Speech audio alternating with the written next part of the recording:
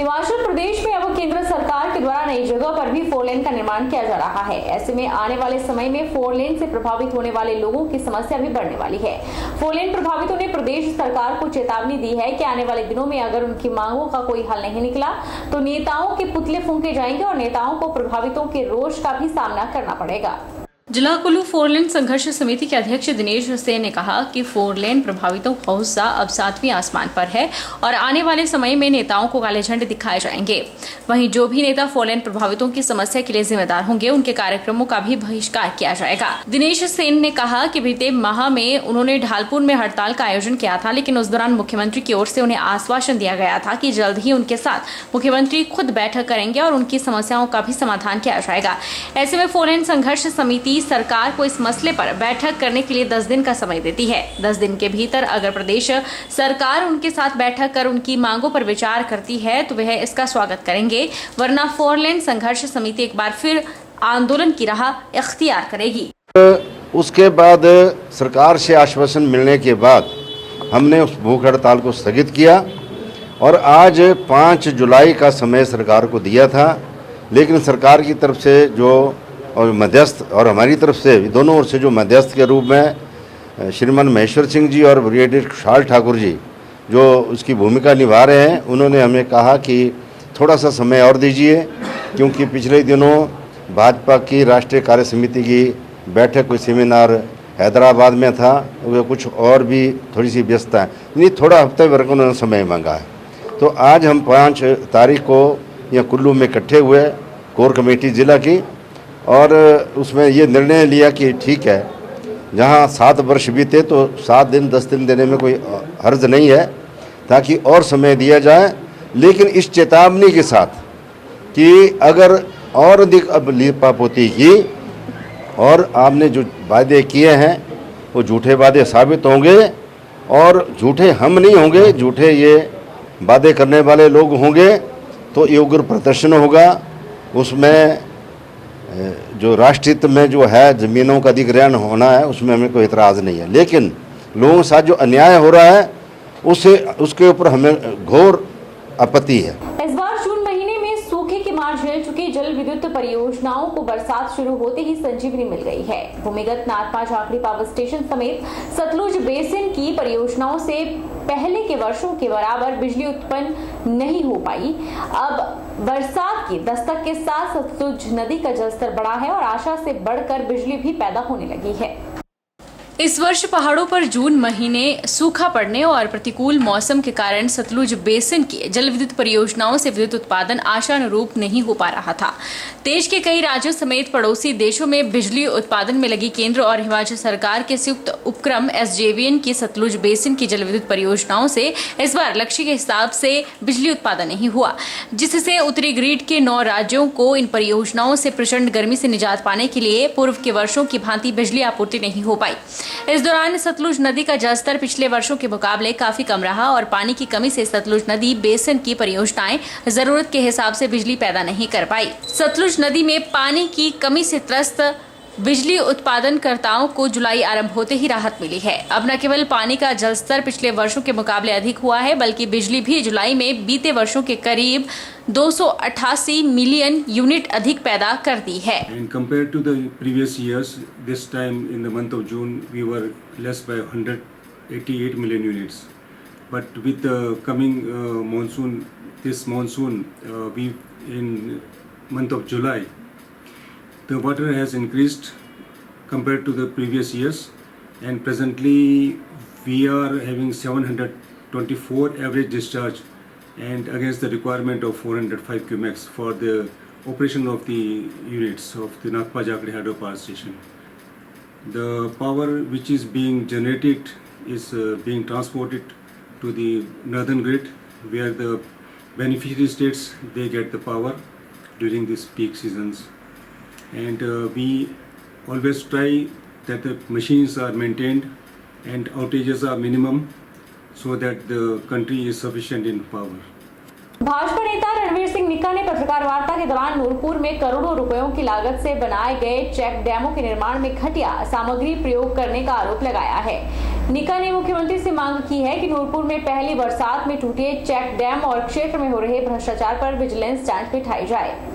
भाजपा नेता रणवीर सिंह निक्का ने कहा कि नूरपुर में हाल ही में बनाए गए 2 चेक डैम पहली बरसात की भेंट चढ़ गए।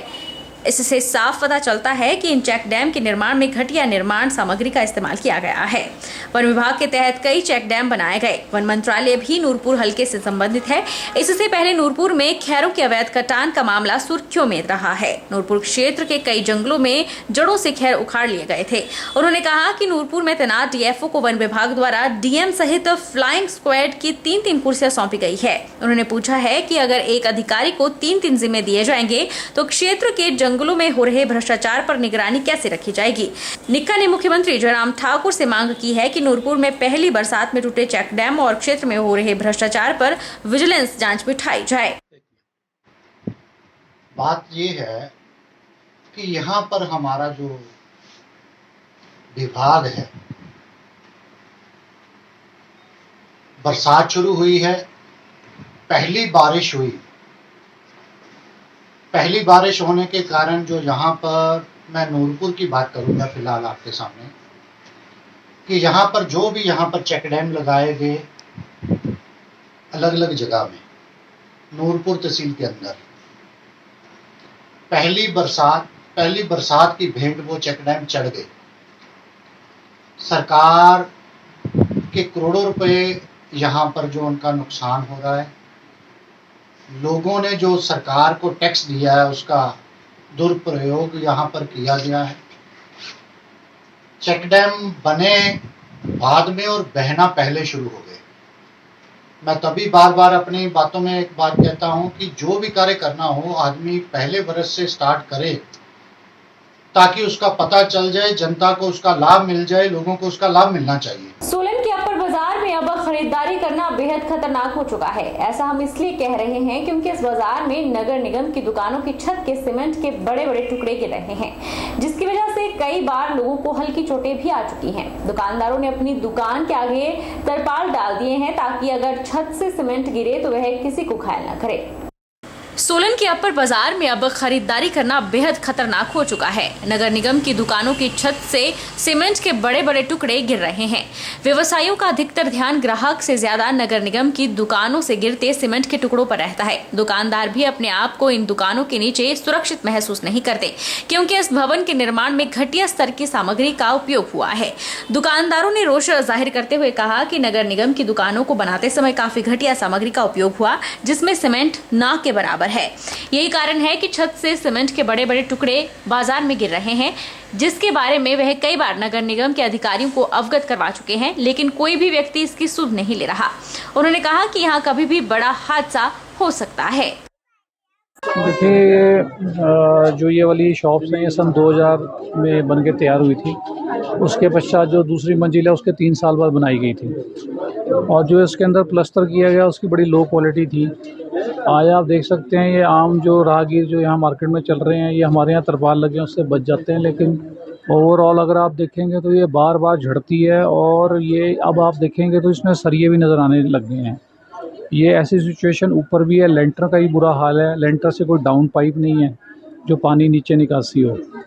तो आपके माध्यम से हम ये कहना चाहेंगे कि ये पब्लिक प्रॉपर्टी है और सरकार की अपनी प्रॉपर्टी है, और सरकार को खुद ध्यान देना चाहिए। अब कॉरपोरेशन बन गया है, वैल्यूएबल असेट्स हैं गवर्नमेंट के। तो जिस ठेकेदार ने काम किया था उसने लो स्टैंडर्ड काम किया है। आज ये इतनी जल्दी 20 साल में तो कोई भी किया हुआ काम इतनी जल्दी झड़ता नहीं है। देखिए आप सारी प्लस्तर जो हैं और सरिये सारे नज़र आ रहे हैं। तो आपके माध्यम से हम मेयर साहब से भी रिक्वेस्ट करेंगे कि इमीडिएटली इस काम को इम्प्लीमेंट करवाया जाए। मंडी जिला के ग्रामीण क्षेत्रों में हो रही ठगी और चोरी की घटनाओं पर रोक लगाने को लेकर अखिल भारतीय विद्यार्थी परिषद की मंडी इकाई ने उपायुक्त मंडी को ज्ञापन सौंपा। एबीवीपी ने उपायुक्त से मांग की है कि जल्द से जल्द ठग गिरोह में शामिल व्यक्तियों की पहचान कर इनका पंजीकरण करवाया जाए। अखिल भारतीय विद्यार्थी परिषद की मंडी इकाई के जिला संयोजक ने कहा कि जिला मंडी में रह रहे प्रवासी मजदूरों और फेरी वालों से जुड़ी लूटमारी और ठगी की घटनाएं पूर्व में सामने आती रही हैं, लेकिन अभी तक प्रशासन द्वारा इस संदर्भ में कोई बड़ा कदम नहीं उठाया गया। उन्होंने कहा कि जोगिंदर नगर में कुछ महिलाओं ने ग्रामीण क्षेत्रों की महिलाओं का पहले विश्वास जीता, फिर लाखों की ठगी की घटना को अंजाम दिया और गहनों पर भी हाथ साफ किया। ऐसी घटना करसोग में भी हुई है। ग्रामीण क्षेत्रों में इन ठग महिला गिरोहों का प्रकोप बढ़ता ही जा रहा है। उन्होंने कहा कि विद्यार्थी परिषद ने आज इस संदर्भ में उपायुक्त मंडी अरिंदम चौधरी को ज्ञापन सौंपकर मांग की है कि जल्द से जल्द इन व्यक्तियों की पहचान कर इनका पंजीकरण करवाया जाए, ताकि भविष्य में किसी प्रकार की आपराधिक घटनाओं पर रोक लगाई जा सके।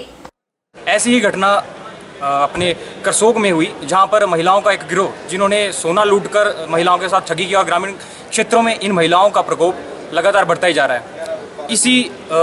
इसी के बारे में हमने चर्चा की आज डीसी महोदय से, तथा उनसे हमने एक आश्वासन लिया है कि आने वाले समय में इन आपराधिक घटनाओं पर रोक लगाई जा सके। इसलिए वे इस बात के लिए कुछ ना कुछ एक स्टेप लिए जाए, और उन्होंने हमें आश्वासन दिलाया है कि उन्होंने एसपी के माध्यम से वो इसके ऊपर एक्शन लेंगे। इसके पश्चात ही हमने देखा कि हमारे जो पड़ोसी जिला है कुल्लू में बीते रोज़ 104 ग्राम चिट्टा जो है बरामद किया गया था।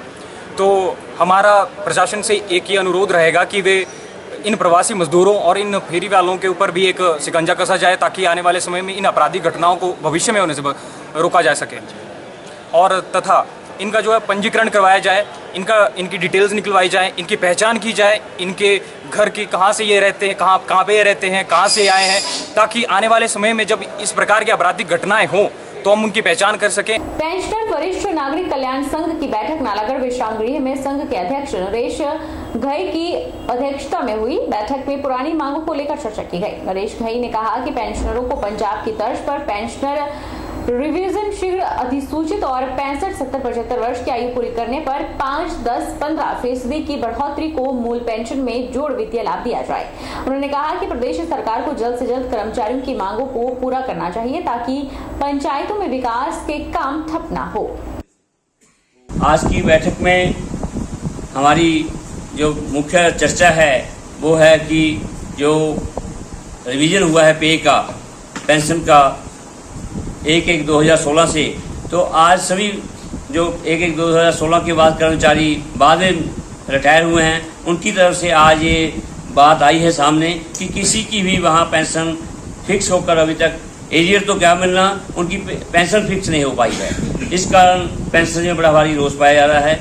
1/1/16 से पहले भी जो रिटायर हुए हैं उनकी पेंशन फिक्स तो हो गई है, लेकिन अभी तक भी जो है उनका जो एरियर है वो नहीं मिला है। तो हमारी जो पेंशनर्स की स्टेट की बॉडी है उसने हिमाचल सरकार को मांग पत्र भेजा है, जो कि मांग पत्र विस्तार पूर्वक है। तो हमारी ये मांग है नालागढ़ यूनिट की तरफ से कि उस राज्य सरकार को चाहिए कि राज्य बॉडी के साथ तुरंत बैठक करे और जेसीसी बुलाकर हमारी जो मांगे हैं वो पूरी करे। तो चला है छोटे से ब्रेक का, ब्रेक के बाद फौरन लौटेंगे, आप बने रहिए हमारे साथ।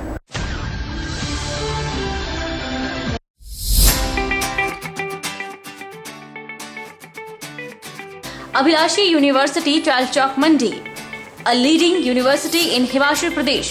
Admission open 2022-23 for BMS, BSc MLT, BPT, BSc Honours, Agriculture, B Pharmacy, Regular and Lateral Entry, BTech, Agriculture Engineering, Integrated, BA, B.Ed, BSc, B.Ed, BA, BSc, Medical, Non-Medical, Master of Physiotherapy, MSc Agriculture, M Pharmacy, M Tech, Civil, Mechanical, Computer Science Engineering, full-time and part-time, MBA, full-time and part-time, MA Education, MSc Geology, D Pharmacy, Ayurveda and Allopathy, Diploma in Art and Craft, Drawing Master, Tourism Studies and Hospitality, Yoga, Medical Lab Tech, Multipurpose Health Worker Male, 2-year Veterinary Pharmacist, Training Courses and PhD in Geology, Education, Pharmacy, Management, Civil Computer Science Engineering, Scholarship Assistance available. Contact for admission